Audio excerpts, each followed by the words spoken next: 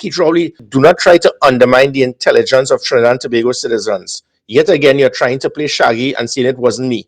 The same thing that you did, putting it to the merit list. When for a year, you started to deny you had any involvement until the mark bus.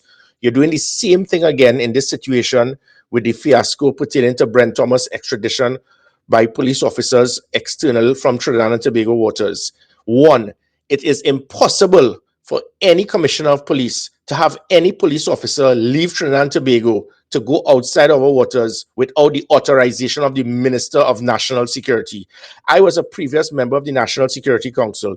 I was a previous Minister of National Security and a previous Commissioner of Police. So what you're saying is impossible.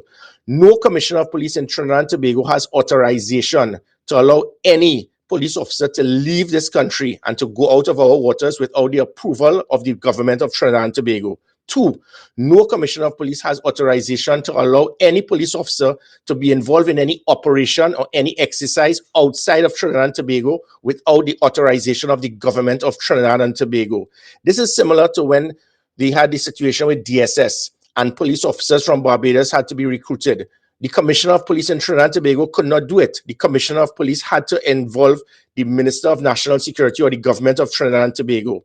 Three, it is impossible for Trinidad and Tobago police officers to be involved in any joint operation with external police officers from another country without the approval and authorization of the government of Trinidad and Tobago. So do not fool us with this nonsense of you did not know about it.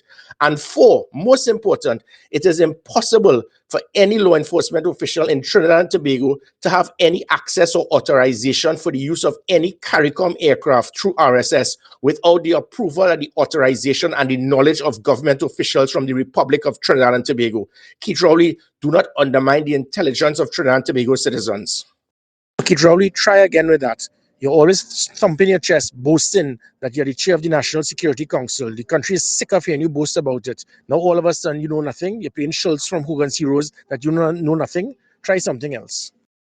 This is not an isolated incident. This is what we've been seeing for the last few years with deliberate interference with our independent institutions. This has to stop. This is when you start seeing the signs of democratic dictatorship.